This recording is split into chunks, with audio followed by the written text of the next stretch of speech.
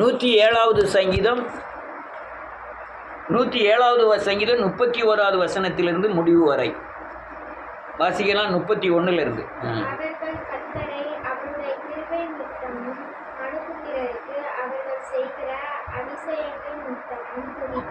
ஜனங்களின் சபையை அவரை உயர்த்தி பூமியின் சங்கத்திலே அவரை போற்றுவார்களாக.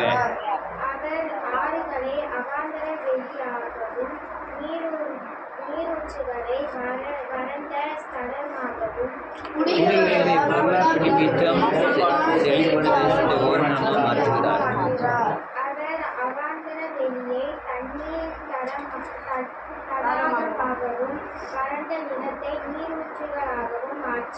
வசித்தவர்களை ஏற்றுகிறார். அங்கே அவருடைய குடியிருப்பு நகரத்தை கட்டி வயல்களை உண்டாக்கி விதைத்து திராட்சை தோட்டங்களை நாட்டுகிறார்கள். அவைகள் வரத்துள்ள பலனை தரும். அவர்களை ஆசீர்வதிக்கிறார். பின்பு அவர்கள் இடுக்கத்தினாலும் ஆபத்தினாலும் துயரத்தினாலும் குறைவுபட்டு தாழ்வடைகிறார்கள்.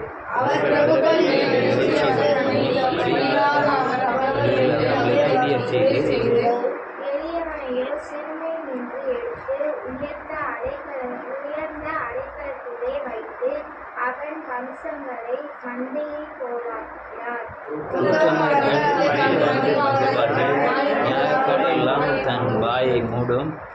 எவன் ஞானம் உள்ளவனோ அவனை கவனித்து கடவன். ஞானவான்கள் கட்டுரை குழந்தைகளை உணர்ந்து கொள்வார்கள். அல்லேலூயா. எல்லாரும் உட்காரலாம். இந்த 107வது சங்கீதம் நான் திரும்ப வாசித்தேன். நன்றியோடு கூட துதிக்கிறேன். ஞானம் உள்ளவர்கள் மட்டும்தான் இந்த சங்கீதத்தை உணர்ந்து கொள்ள முடியும்னு வேதம் சொல்லுகிறது. கடைசியில் முடிக்கும் போது அப்படி முடிக்கிறார். ஞானம் உள்ளவர்கள் இந்த வசனங்களை உணர்ந்து கொள்வார்கள். கிருபை நிமித்தம் நம்மை ரட்சிக்கிறார் தேவன். ரட்சித்து ஆசீர்வதிக்கிறார். நம்முடைய கொழுப்பி நிமித்தம் வசனத்தை மீறுகிறோம், சத்தியத்தை மீறுகிறோம். உபத்திரம் வருகிறது. உன்னை கூப்பிடுகிறோம், தத்தளிக்கிறோம், வேதனைப்படுகிறோம், கூப்பிட ஆரம்பிக்கிறோம். உடனே பாவங்களை அறிக்கை செய்கிறோம், மீறுதலை அறிக்கை செய்கிறோம். விடுதலை ஆக்குகிறார், ஆசீர்வதிக்கிறார். ஆசீர்வதித்த அப்புறம் நாம் அதுக்கப்புறம் மெத்தனமாயிடுவோம். அல்லேலூயா. அடுத்தால மெத்தனமாகி பாவத்துக்கு உட்படுகிறோம். நீ முதலேருந்து அதை பூரா பார்த்தீங்கன்னா அப்படிதான். முதல் வசனத்திலேருந்து இவ்வளோ தூரம் வாசிக்கும் போது பூராமே அப்படிதான். அடுத்தால என்ன, விடுதலை ஆன பிறகு அவர் பண்ண விடுதலையை மறந்து, நன்றியை மறந்து, திரும்ப உலகத்துக்கு போய் உலகத்தை சார்ந்து, பிசாசை சார்ந்து வாழ ஆரம்பிக்கிறோம். ஆமென். நமக்கு என்ன பிரச்சனைனா, அங்கேயும் விட முடியல, இங்கேயும் விட முடியல. இங்கே விடுதலை இருக்குன்னு தெரியுது, அங்கே அவன் இழுத்துக்கிட்டு இருக்கான், வா வா வான்னு. அதனால் அங்கே போய் சிக்குகிறோம். சிக்கின உடனே அது பார்ப்பதற்கு ஏதேன் தோட்டத்தை போல காணப்படுகிறது. அது பார்ப்பதற்கு அல்லேலூயா நன்றியோடு ஜீவ விருட்சத்தின் கனியை போல காணப்படுகிறது இந்த உலகம். நான் உடனே உலகத்தில் போய் அந்த கனியை புசிச்ச உடனே வேதனைக்குள் வருகிறோம். அல்லேலூயா. உடனே தேவனை நோக்கி கூப்பிடுகிறோம். கூப்பிட்டோன்னா அவர் அன்னை மீறுதலை மன்னிக்கிறார், உடனே ஆசீர்வதிக்கிறார், உடனே பாதுகாக்கிறார். இதே ஜுவாலி எவனாலா ஆரம்பத்திலேருந்து சாகு தண்ணி இதே ஜுவாலி. அல்லேலூயா. நீ வாசிங்களா, யாராவது ஒரு ஆள் வாசிக்கணும்னா வாசிச்சது அது புரியும். முதல் வசனம்,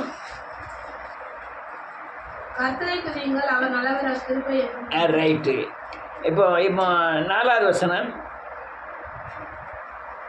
அவர்கள் தாபரிக்கும் ஊரை காணாமல் வனாந்தரத்திலே அவாந்தர வழியாய் பசியாகவும் தாகமாகவும் ஆத்துமாய் தொய்ந்ததாகவும் அழிந்து திரிந்தார்கள். ஆமென். தங்கள் ஆபத்திலே கர்த்தரை நோக்கி கூப்பிட்டார்கள். அவர்கள் இக்கட்டுகளில் இருந்து அவர்களை விடுவித்தார். இதான் பிரச்சனை. உடனே விடுவிச்சிட்டாரு. நீ 7வது வசனத்துக்கு போகும்போது, தாபரிக்கும் ஊரும் போய் சேர அவர்களை செவ்வையான வழியிலே நடத்துகிறார். அடுத்தால என்ன பிடிச்சிட்டு அடுத்தால என்ன இருக்கு, தவணமுள்ள ஆத்மாவுக்கு திருப்தியாக்கி பசியுள்ள ஆத்மாக்களை நன்மையினால் நிரப்புகிறார் என்று அவருடைய கிருபை நிமித்தம் மனுபுத்திரர் அவர் செய்கிற அதிசயங்களின் நிமித்தம் அவரை துதிப்பார்களாக. தேவனுடைய வார்த்தைகளுக்கு விரோதமாய் யாரு நம்மளை பற்றி தான் எழுதிருக்கு. கலகம் பண்ணி உன்னத மகளுடைய ஆலோசனையை அசட்டை பண்ணினார்கள். அதுக்கு அடுத்தால என்ன நடக்கு? அந்தகாரத்திலும் மரண இருளும் வைக்கப்பட்டிருக்கிறது, வைக்கப்பட்டிருந்து ஒடுக்கத்திலும் இரும்பிலும் கட்டுண்டு கிடந்தார்கள்.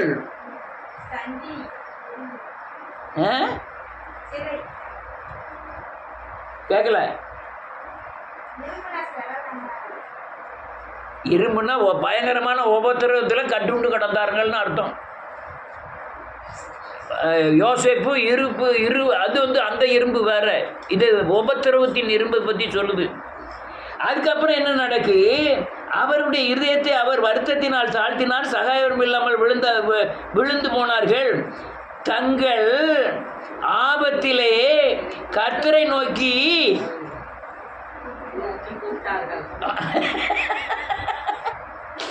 அவர்கள் இக்கட்டிலிருந்து அவர்களை உடனே விடுவிச்சிட்டாரு. இப்ப அடுத்தால என்ன செய்யறார்? ஆசீர்வதிக்கிறார். அந்த காலத்தில் மரண இருளிலும் இருந்து அவர்களை வெளிப்பட பண்ணி அவர் கட்டுகளை எல்லாம் அறுத்தார். அடுத்தால என்ன ஆகுது? கொழுப்பு பிடிக்கி வாழ்க்கை பூரா இதுதான். வாழ்க்கை பூராமே, ஒரு மனுஷனுடைய வாழ்க்கை பூராமே யாரையா கர்த்தர் ஆசீர்வதிக்கிறார்? ஆசீர்வதிக்க யார் விடுறது? நம்ம ஆபத்து காலத்தில் உடனே டக்குன்னு கர்த்தரை போய் நோக்கி கூப்பிடணும். வயிற்று வலி, மண்டையடி, உயிரை பிடிக்கிறக்கூடிய வியாதிகள் இது வந்துன்னா உடனே கர்த்தரை போய் தேடுவது. கர்த்தரை தேடணும்னு அவர் விடுவிக்கிறார். வியாதியிலிருந்து, அல்லையா பிரச்சனையிலிருந்து, பாடுகளிலிருந்து, பேயின் போராட்டத்திலிருந்து, செய்வனை பிடிகளிலிருந்து விடுவிக்கிறார். உடனே மனுஷனுக்கு விடுவிச்சு சுகத்தை அனுபவித்த பிறகு, விடுதலை அடைந்த பிறகு திருப்பி அல்லையா அவன் இருதயம் பலபடி அதே இடத்துக்கு போகுது. இது சங்கீதம் பூரா அப்படிதான். அவர் செய்த நன்மைகளை உடனே அவர் செய்த சகல உபகாரங்களை என்ன செய்யாத மறவாதே. ஆனால் மறந்து போய் திருப்பி இடுக்கனுக்குள்ள போயிருந்தான்.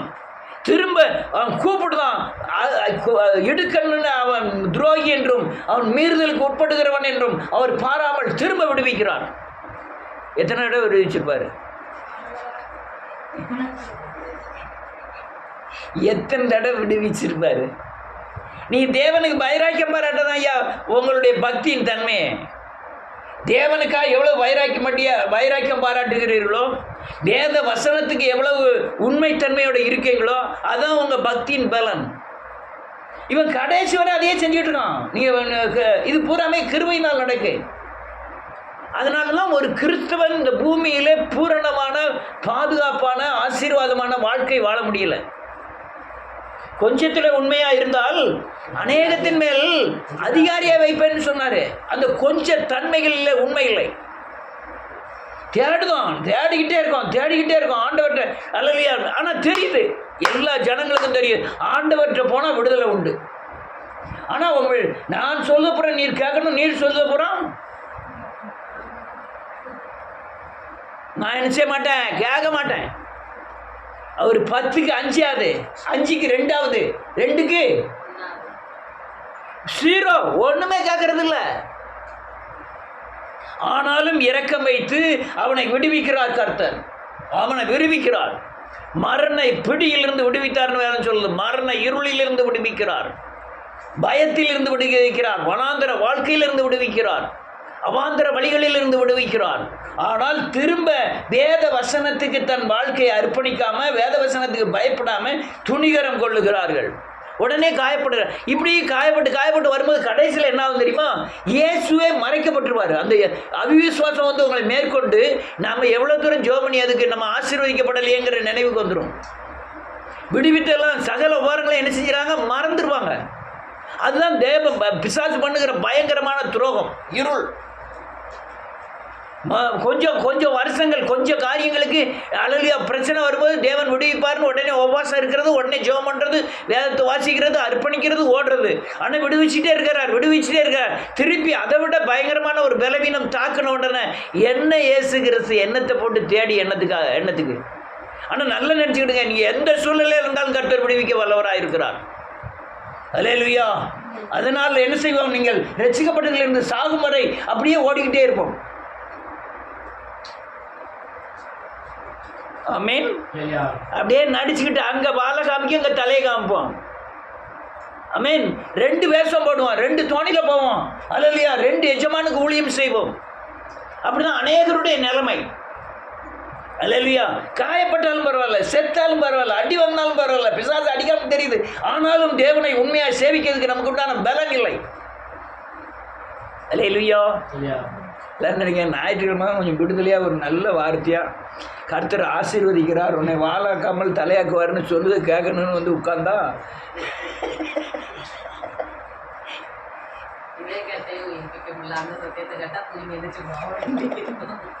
இப்போ நம்ம சொல்ல இப்போ யாரை ஆசீர்வதிக்கிறார் பாருங்க. வாசிப்போம் 31வது வசனம். வாசி யாராரு? 31, 32. ஆ ஆ ஆ ஆ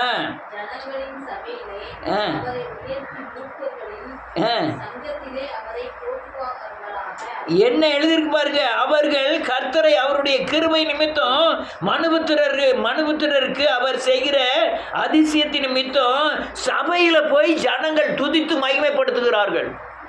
ஆமென். அவரை குணமாக்கினார், இவரை குணமாக்கினார். இந்த பழைய வியாபாரியை பாருங்களேன், இங்கே வந்துட்டா இயேசுவை கும்பிடணும் பாரு, அங்கே போனோம்னா அங்கே வந்து தீவாரணம் காட்டுவே, இது என்ன சாமியா? அது கீழமுத்தாரம்மன் அப்படிம்பாரு. இல்லையா? சரி சாமி கும்பிடுங்க, அதை பற்றி பாருங்க. இதை கும்பிடுங்க, இல்லை அதை கும்பிடுங்க, இதை விடுங்க, இல்லை அதை கும்பிடுங்க, பிரச்சனை இல்லை.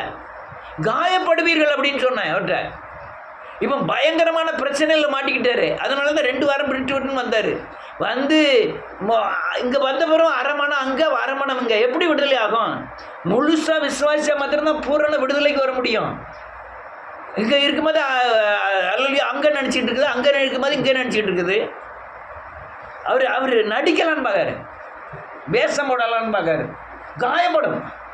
இந்த யார் நம்ம எலிசபெத் அத்தைக்கு அதான் சொன்னேன்.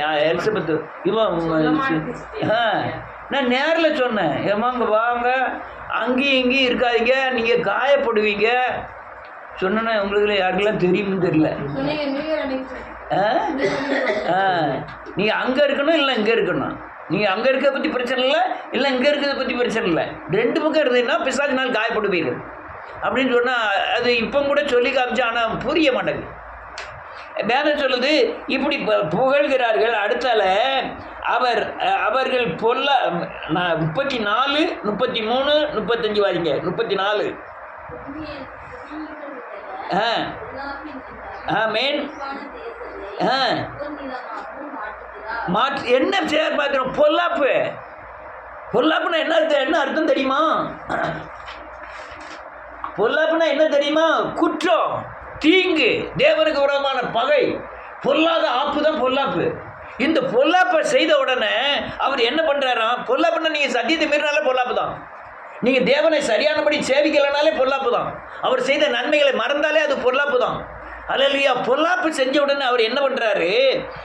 35வது வசனத்தில் அல்லேலூயா 34ல் செழிப்பான தேசத்தை ஒவ்வொரு நிலமாய் மாற்றுகிறார்.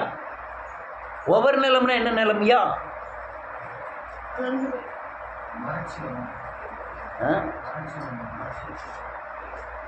ஒவ்வொரு நிலம்னா இந்த மன்னார்கள்லாம் துவைக்கும் போது மண்ணில் தான் கலக்கி மண்ணில் தான் முக்குவாங்க. தெரியுமா உங்களுக்கு? சுவாப்பெல்லாம் வர்றதுக்கு முடியும், நீங்களாம் பார்த்துருக்க மாட்டீங்க. அங்கே சுவாப்பெல்லாம் கிடையாது. இவ்வளோ காணம் மண்ணை அள்ளிட்டு வந்து பெரிய சட்டியை கொதிக்க வச்சு அந்த தண்ணியில் மண்ணை போட்டு மண்ணை நல்லா கலக்கிக்கிட்டு நம்ம வெள்ளை துணி கிள்ள துணி எல்லாத்தையும் உள்ளே வச்சுருவாங்க. உள்ளே வச்சு கீழே தீய போடுவாங்க. பார்த்துருக்கீங்களா? யாரெல்லாம் பார்த்தீங்கன்னு தெரியல. குருவ மண்ணு வெள்ளை வேட்டி கருப்பு வேட்டி ஆயிரும். குருவ மண்ணு இதுக்கு பேர் ஒவர் மண். என்ன மண்ணு? அதில் புல்லு கில்லு எதுவுமே முளைக்காது, வெள்ளையாக இருக்கும். அது எங்கே கிடக்குன்னு தெரியல. நம்மளும் ஜோப் வாங்காமல் அதை வாங்கிட்டு வந்து கலக்கலாம். வாஷிங் மிஷினில் போட்டுடலாம். ஆனால் ஒரு முறை மண்ணை வாங்கிட்டு வந்து உள்ள தட்டி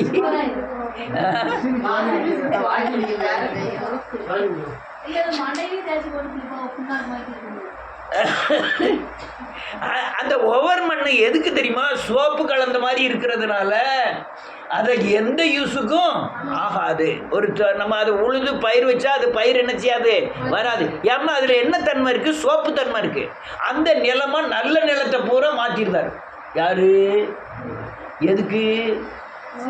பொல்லாத ஆப்பு வச்சதுனால. அவர் நமக்கு ஆப்பு வைக்காரு. அடுத்த முந்தின வசனம் 34 33. அவர் ஆறுகளை அவாந்தர வழியாகவும் மாற்றுகிறார். ஆறுகளை பூரா அவாந்தரம்னு என்ன அர்த்தம்? அவாந்தரம்னு என்ன அர்த்தம்?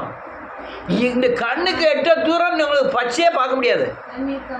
ஆமாம், ஆறில் நீ தண்ணி ஓடணும்னா 2 கரையும் பச்சையாக தெரியும். இப்போ பூரா அரளை செடி மூடிட்டு தாம்பரம் ஆற்ற பூரா எங்கே பார்த்தாலும் அரளை. இப்போ எவ்வளோ லட்சம் செலவழித்து அரளையை பூரா அழுனாங்க.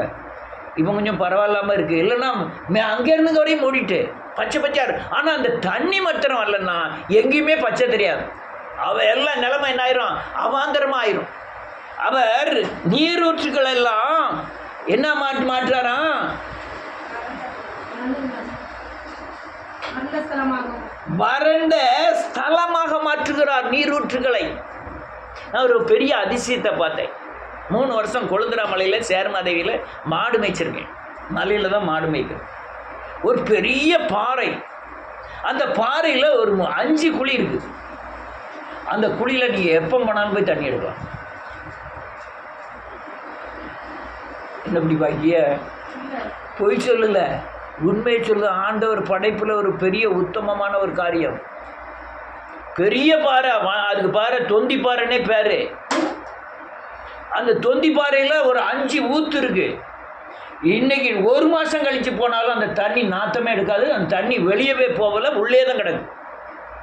ஒரே ஒரு பையன் அந்த பாம்பு கும்பு தண்ணி குடிக்க வரும்போது நம்ம பெயரப்படாது. மற்றபடி அந்த தண்ணி எப்போ இருக்காங்கன்னா ஒரு சிரட்டை போட்டிருப்பாங்க, இல்லைன்னா ஒரு டப்பா போட்டிருப்பாங்க. போன உடனே அந்த சிரட்டையை குவாரி நம்ம தண்ணியை குடிச்சிட்டு சிரட்டையை வச்சுட்டு வந்துட வேண்டியதான். நாங்கள் சாப்பிட்டது பூரா அங்கே போய் தான் சாப்பிடுவோம். அந்த 5 ஊற்று 10, அது பேரே 5 ஊற்று. அது எப்படி உண்டாக்கினார்? இங்கே போர் போட்டாங்க, 150 கோடி போட்டேன் தண்ணி வரல, 800 அடி போட்டேன் தண்ணி வரல, 1500 போட்டேன் தண்ணி வரலன்னா. அங்கே பெரிய மலையில் மேலே 5 பொந்து இருக்கு. நீங்கள் சேர்மலைக்காரங்க யாராவது போய் பாருங்கள். 5 ஊற்றுல மொட்டைக்கு வருஷத்தில் ஒரு நாள் மொட்டைக்கு போய் விளக்கு போட போவாங்க. விளக்கு போடுறவங்க அந்த 5 ஊற்று வழியாக தான் போகணும். போகிறதுக்கு இங்கேருந்து மேலே வரையும் மார்க் போட்டுருவாங்க. அது பலசாலி தான் அங்கே மேலே போக முடியும். அந்த 5 ஊற்றில் போய் அழகியா அந்த ஊற்று 5 ஊற்று இருக்கும்.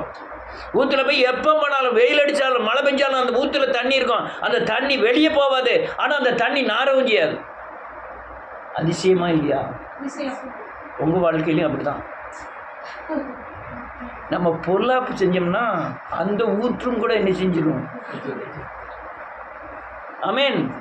நீங்கள் பொல்லாப்பு செஞ்சீங்கன்னா தேவனுக்கு விரோதமான பகை. எங்கே இருந்து வர்ற ஆசீர்வாதம், எங்கே வந்து வர்ற பாதுகாப்பு எல்லாம் இழக்கப்படும். சரீர பலன் இழக்கப்படும். வறட்சியாய் வாழ்க்கை மாறி போகும். அல்லேலூயா. அப்போ ஆப்பு உடனே என்ன செய்தாங்க? அடுத்தால 35 அவர் அவாந்தர வழியை தண்ணீர் தடாகமாகவும் வறண்ட நிலத்தை நீரூற்றுகளாகவும் மாற்றி வசித்தவர்களை அங்கே குடியேற்றுகிறார். ஆமீன். உடனே அவர் என்ன செய்தாரு? இவ்வளவு சங்கடப்படுதாங்கன்னு சொல்லி இந்த அவாந்தர வழியெல்லாம் உங்க வறண்ட உங்க வாழ்க்கையெல்லாம் தண்ணீர் தடாகமாய் மாற்றிடுறார். நீ உங்க சோறே வேண்டாம், இல்லைன்னா பேபிக்கு சோறே கொடுக்க, தண்ணியே கொடுக்க வேண்டாம், வெறும் சோறை மட்டும் கொடுப்போம். என்னத்துக்காகவும்? ஆனால் சோறு இல்லாமல் இருந்துடலாம். என்ன இல்லாமல் இருக்க முடியாது? தண்ணி குடிச்சிட்டு ஆள் இருக்க முடியுமா? இருக்கலாம் கொஞ்ச நாள். தண்ணியை மாத்திரம் குடிச்சிட்டு இருக்கலாம். அல்லேலூயா. வாழ்க்கை பூரா தண்ணி இல்லாமல் ஒரு தேசம் அழிஞ்சு போகும். இஸ்ரேல் தேசத்தில் எங்கே பார்த்தாலும் தண்ணியே கிடையாது, மணல். அவன் என்னெல்லாமோ பண்ணிட்டான். தண்ணி வர்றதுக்கு அந்த மேகத்தை ஒரு இடத்துல கொண்டு வந்து அங்கே மழையை பெய்ய வச்சுட்டான். எங்கேயோ கடல் தண்ணியை நல்ல தண்ணியாக கொண்டு வந்து மோட்டர் வச்சு இங்கே அடித்து இங்கே பூரா மரம் செடி கொடின்னு செழிப்பாகிட்டோம். எங்கே? இஸ்ரேல் தேசத்தில். அல்லையா? இங்கே நம்ம நாட்டில் ஏகப்பட்ட நதிகள் போகுது. இங்கே உள்ள ஆட்கள் பிரதமர்லாம் போய் அங்கே விவசாயம் எப்படி செய்கிறாங்கன்னு கற்றுக்கொள்ள போகிறார்கள். எங்கே? பாலைவனத்தில் அல்லையா செழிப்பாய் மாற்றின இடத்துல போய் கற்றுக்கொள்ள போகிறார்கள். நம்ம வீட்டில் இருந்து யார் கற்றுக்கொள்ள போகிறார்கள்? நம்ம வாழ்க்கை செழிப்பாக இருந்ததுன்னா நம்மகிட்ட வந்து கற்றுக்கொள்வார்கள். நம்ம வாழ்க்கை வறண்டு இருந்துன்னா சரி ரைட்டு. வேதம் சொல்லுது, அவாந்திர வெளியை தண்ணி தடாகமாகவும் வறண்ட நிலத்தை நீர்க்கின்றாகவும் மாற்றி யாரு பசித்தவர்களை மட்டும்தான், கொழுப்பு பிடித்தவர்களை அல்ல, தெனாவட்டில் இருக்கிறவர்களை அல்ல, தேவன் மேலே பசி உள்ளவர்களை அங்கே குடியேற்றி நகரத்தை கட்டி அமர செய்கிறார். கிறிஸ்துவ ஜீவன் வந்து கொஞ்சம் நெருக்கம் தான், நீங்கள் கூப்பிட கூட பாதுகாப்பு. கிறிஸ்துவ ஜீவன் வந்து அல்லையா பாடுகள் தான். ஆனால் நீ தேவனை சார்ந்திருக்க அது நீரூற்றாய் மாறிக்கிட்டே போகும். அல்லேலூயா. எனக்கு கிறிஸ்துவ ஜீவன் பிடிக்கல, விடக்கு மனசு இல்லை. ஏன்?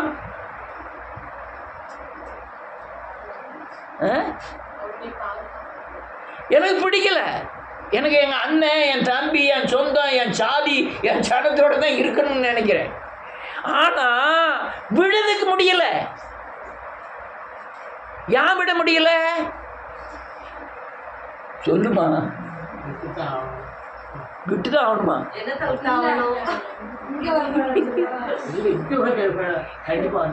நீ உறங்குகிறா இல்ல, சொந்த பந்தங்களை விட்டுதான் ஆகணும். எனக்கு இருக்கணும்னு ஆசை. ஆனா இதை விட முடியலையே. ஏன்?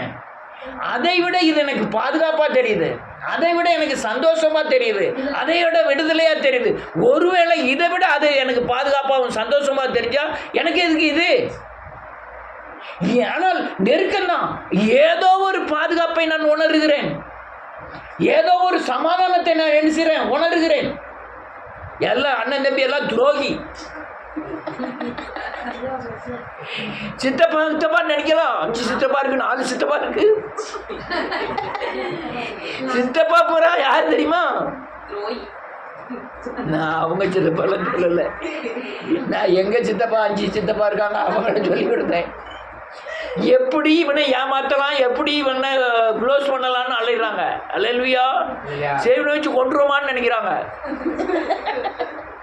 அடுத்தல 37ஆவது வசனம், வயல்களை உண்டாக்கி விதைத்து திராட்சை தோட்டங்களை நட்டுகிறார், அவைகள் வரத்துள்ள பலனை தரும். நீங்க நான் சில நேரத்துக்கு சொல்றேன், பிழைப்பல்ல, உழைக்காமல் அல்லையா சாப்பிடணும். அங்கே யாரு பிரசன்ன நினைக்கிறேன், இவருக்கு வேறு வேலையே கிடையாது. என் வீட்டுக்காரர் உழைக்காம வச்சிருந்தா நான் எப்படி சாப்பிடட்டும்? விளைய செய்கிறவர். நீங்க எவ்வளவுதான் தண்ணி பாய்ச்சாலும் விளைய செய்கிறவர் யாரு? தேவன். அதுக்குண்டான வழிகளை அவர் என்ன செய்வாரு? திறப்பார். நீ இயேசுவை சேவிக்காதவர்கள் அநியாயம் பண்ணி வீட்டுக்குள்ள கால் மேலே கால் போட்டு ஃபேன் போட்டு அல்லையா ஏர் கண்டிஷன்லேருந்து சாப்பிட்டுட்டு இருக்கோம். ஒரு உழைப்பு இல்லாமல் இருக்கானா இல்லையா? அநியாயம் பண்ணிட்டு. ஆமாம், நீதி செய்கிறவனை ஏன் அப்படி உழைக்கணும்? ஆமீன். நான் சொல்லுது உங்களுக்கு புரியுதா? நீங்கள் என்ன செஞ்சாலும், பணத்தை வீட்டிலே கொண்டு வந்து வச்சிருந்தாலும் விளைய செய்கிறவர். நீ பணமே வச்சிருக்கீங்க, உங்களால் வீடு கட்ட முடியாது. அவர் நினைச்சாதான் என்ன செய்ய முடியும்? வீடு கட்ட முடியும். ஒரு இடம் வாங்க முடியாது, அவர் நினைச்சாதான் என்ன செய்ய முடியும்? வாங்க முடியும். வயக்காடு வாங்க முடியும். எதுவுமே அவர் நினைச்சாதான் என்ன செய்ய முடியும்? வாங்க முடியும். அப்படின்னு இருக்கும்போது நம்முடைய எதிர்காலத்தை கர்த்தர் கையில் ஒப்பு கொடுக்கல என்ன இருக்கு? அடுத்த நிலை இருக்கு. அவர்களை ஆசீர்வதிக்கிறார், மிருகங்கள் மிகுதியும் பெருகிறார்கள், அவருடைய மிருக ஜீவன்கள் குறையாதிருக்க பண்ணுகிறார். ஆசீர்வதிக்கிறார், பெருகிறது, எல்லாம் பெருது, ஆஸ்தியெல்லாம் பெருகுது. அடுத்தால கொழுப்பு பிடிக்கி. அடுத்தால என்ன இருக்குது?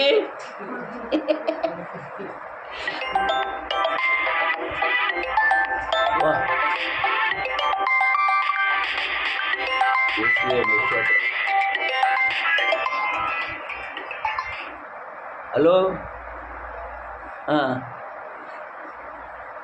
ஆமாம், சிவசுப்ரமணியன். நான் அடுத்த வாரம் வாங்கிக்கிட்டு தானே, இந்த வாரம் வேண்டாம். நான் அடுத்த ஊருக்கு போயிட்டேன், ஒரு அவசரம் சொல்லி ஊருக்கு போயிட்டேன். வாங்கி விடுவேன். டெலிவரி கொடுத்துருங்க, தந்துடுவாங்களா அடுத்த வாரம்? சரி.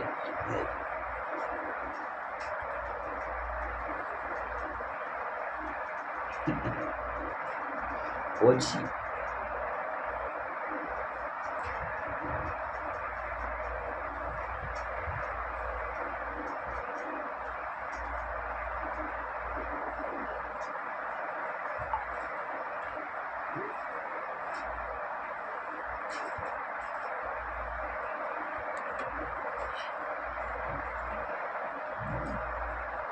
ரைட். இயேசுவின் நாமத்தினாலே எங்க விட்டேன்?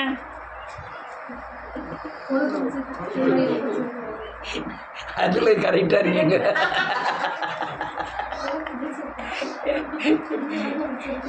முதல்ல பிடிச்ச கொழுப்புனால நம்ம தண்டிக்கப்பட்டோம். பொல்லாப்புங்கிற கொழுப்புனால. இப்போ தேவனை நமக்கு ஒரு சிச்சை கொடுக்குறார். என்ன சிச்சை கொடுக்குறார்?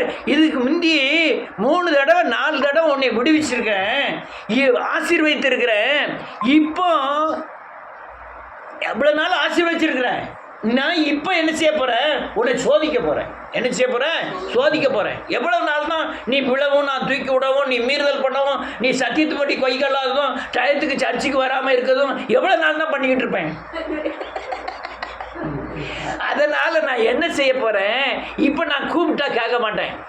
இப்போ கூப்பிடாமலே உனக்கு ஒரு டெஸ்ட் வைக்க போகிறேன். என்ன டெஸ்ட்டுன்னு பாருங்கள், வாசிக்கலாம்.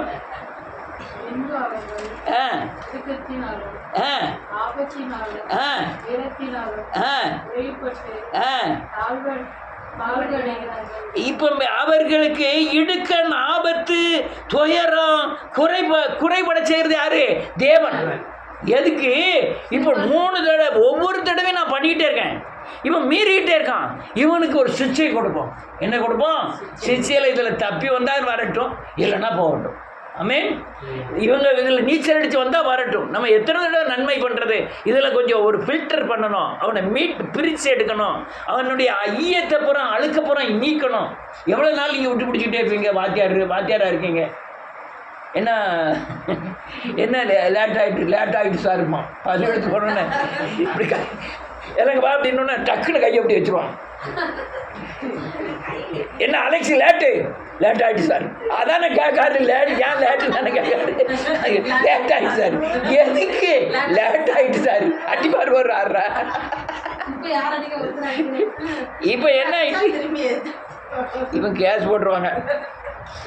இப்போ என்ன ஆயிட்டு? அவர்கள் இடுக்கத்திலும் ஆபத்தினாலும் துயரத்தினாலும் குறைவிட செய்கிறார் தேவன். தாழ்வடைய செய்கிறார். அவர்கள் பிறப்புகளின் மேல் இகழ்ச்சி வர பண்ணுகிறார். வழியில்லாத அவாந்திர வழியிலே அவர்களை தெரிய செய்கிறார். இப்போ நீங்க முதல்ல ஜோமனம்னா கிடைச்ச கிருபை இப்போ கிடைக்காது. எதுக்கு? உங்கள் மேல் இருக்கிற அன்பு நிமித்தம், உங்களை மேல இருக்கிற கிருபை நிமித்தம் உங்களை சிக்ஷிச்சு சீர்படுத்த நினைக்கிறான்.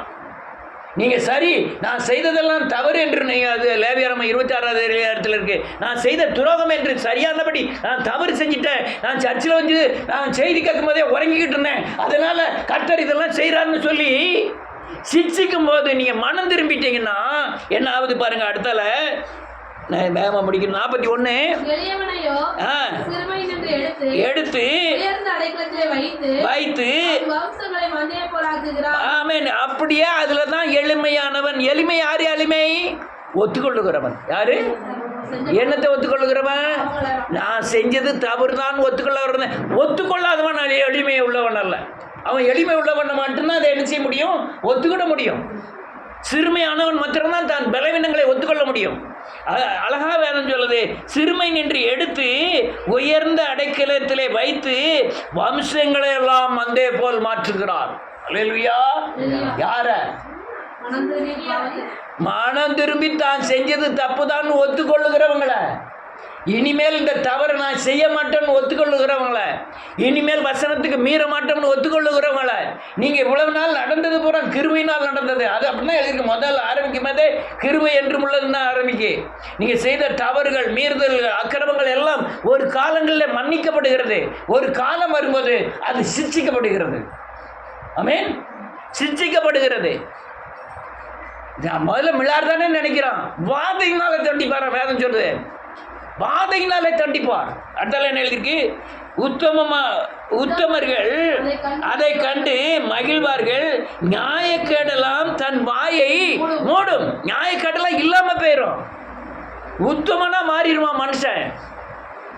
நாள்தோறும் அவர் சிச்சுக்கிறவரும் அல்ல, நாள்தோறும் சகிக்கிறவரும் அல்ல. பாவத்தை சீர்படுத்துகிற தேவன், பரிசுத்தமாக்குகிற தேவன். அதுக்கப்புறம் கீழே எழுதியிருக்கு ரொம்ப ரொம்ப முக்கியமான ஒரு வசனம். அடுத்தல 43, எவன் ஞானம் உள்ளவனோ எவைகளை இப்ப இங்க இல்ல, மேல சொன்ன 31 இருந்து இது 43 வரையும் உள்ள வசனங்களை, இல்லைன்னா 1 இருந்து இது 43 உள்ள வசனங்களை நல்ல கவனிக்க கடவன். ஞானவான்கள் கர்த்தருடைய கிருபைகளை நல்லா உணர்ந்துக்கிடுவாங்க. இதுதான் கிருபை. அதான் மாயை நம்பி கிருபையை போக்கடிக்க கூடாதுன்னு அதை சொல்லுது. அவர் நெடுநாள் நம்மை சகிக்கிறவர் அல்ல. ஆமென். நெடுநாள் அவர் தண்டிக்கிறவரும் அல்ல. அவர் சீர்படுத்த விரும்புகிறார். தன்னுடைய தேவனுடைய ராஜ்யத்திற்கு நம்மை ஆயத்தப்படுத்த விரும்புகிறார். நம்மை பாதுகாக்க விரும்புகிறார். இந்த நடிப்பு, 2 வேஷம், பாவத்தை விட்டுட்டு திருப்பி செய்கிறது, திருப்பி செஞ்சுட்டு பாவத்தை விடுறது, இதெல்லாம் கொஞ்ச நாள் தான் ஓடும், ரொம்ப நாள் இல்லை. நமக்கு மேலே இருக்கிற கிருபை இருக்குன்னு, இறக்கங்கள் இருக்குன்னு இது கொஞ்ச நாள் ஓடிக்கிட்டே இருக்கும். நம்ம என்ன நினைக்கிறோம்? அவர் கண்டு காணாத ஒரு இல்லை, அவர் இருக்கவே மாட்டார். அவர்கிட்ட அட்ஜஸ்ட்மெண்ட்டும் கிடையாது. இல்லைன்னா சிலர் நினைச்சாங்க, நான் 1000 ரூபா தாரேன் ஆண்டவரே, இந்த பாவத்தை கண்டுக்கிடாம போயிடும். நான் 2000 ரூபாய் காணிக்கை தருகிறேன், நான் இப்படி இங்குடைய சைடில் பிஸ்னஸ் பண்ணிக்கிட்டேன், நீர் கண்டுக்கிடாதீங்க. இதெல்லாம் இங்கே என்ன செய்யாது, அது அங்கே உனக்கு பாதி எனக்கு பாதின்னு சொல்கிறதெல்லாம் அங்கே நான் உனக்கு பாதி தரேன், எனக்கு தரேன், கொள்ளடிக்கிற 2 பேரும் பங்கு. இங்கெல்லாம் அந்த பங்கெல்லாம் அங்கே கொடுக்க முடியாது, அவர் வாங்க மாட்டார். அதனால்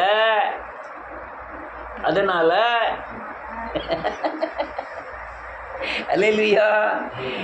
கடந்த நாட்களில் எவ்வளவு தூரம் நாம் மனம் திரும்பி பாவ மன்னிப்பின் நிச்சயத்தை பெற்று விடுவிக்கப்பட்டிருக்கோமோ அதெல்லாம் உணர்ந்து இனிமேல் பாவம் செய்யாதபடி அல்லது மீறுதல் செய்யாதபடி அல்லது சத்தியத்துக்கு மீறாதபடி தன்னை பூரணமாய் அர்ப்பணித்து தேவனுடைய ஆசீர்வாதத்தை முழுவதுமாய் பெற்றுக்கொள்ள வேண்டும். நம்ம அநேகர் என்ன நினைக்கிறாங்க, அந்த பாவம் செஞ்சால் மனம் திரும்பினா உடனே விடுதலை ஆகிட்டாரு, இனிமேல் இந்த பாவம் செஞ்சாலும் அவர் விடுவிப்பார். அதெல்லாம் கிடையாது. ஆமென். இதுதான் காரியம். அதனால் கடைசி நாட்களில் தேவனுடைய ராஜ்யத்திற்கென்று பிரித்தெடுக்கக்கூடியவர்களை தேவன் சிச்சித்து சிறுமையாக்கி எளிமையாக்கி தேவனுடைய ஆசீர்வாதத்திற்காய், தேவனுடைய ராஜ்யத்திற்காய் அவனை ஆசீர்வதித்து அவனை பெருக பண்ணுகிறான். அதனால் சிறுமையாகணும், நீ எளியவன் ஆகணும், இதெல்லாம் ஆகணும். அது சிச்சிப்பார். அதனால் பொல்லாப்பு இதெல்லாம் நீங்கள் செய்யும்போதெல்லாம் தப்பிச்சிடலாம். ஆனால் தேவன் ஃபில்ட்ரு பண்ணும்போது அதில் நிற்கணும். ஃபில்ட்ரு பண்ணும்போது அது நிற்கணும். அப்போ தான் நீங்கள் இந்த ஒன்று சொல்லி முடிச்சிருந்தேன். அந்த ஓட்டப்பந்தயத்தில் தடை ஓட்டம்னு வச்சுருப்பாங்க. யாரெல்லாம் ஸ்கூல் போனீங்கன்னு தெரில, பார்த்துருக்கீங்கன்னு தெரில. நீ பார்த்துருக்கியா? தடை ஓட்டம். ஓடும்போது ஒரு பெஞ்சு வச்சுப்பாங்க, அதை தாண்டி ஓடணும். அங்கே போனோன்னா ஒரு கயிறு இவ்வளோ பெரிய இவ்வளோ இடம் தான் இருக்கும். அவங்க ஸ்கூலில் இருக்கணும் தெரியல. இதுக்குள்ளே நுழைஞ்சி ஓடணும். அங்கே போய் பார்த்தா அங்கேருந்து தாண்டி ஓடணும். அப்படி அது தடை ஓட்டம். கடைசியில் பெரிய சங்கடத்தில் ஒன்று வச்சுருப்பாங்க, கீழே பிள்ளை தான் இடம் இருக்கும்.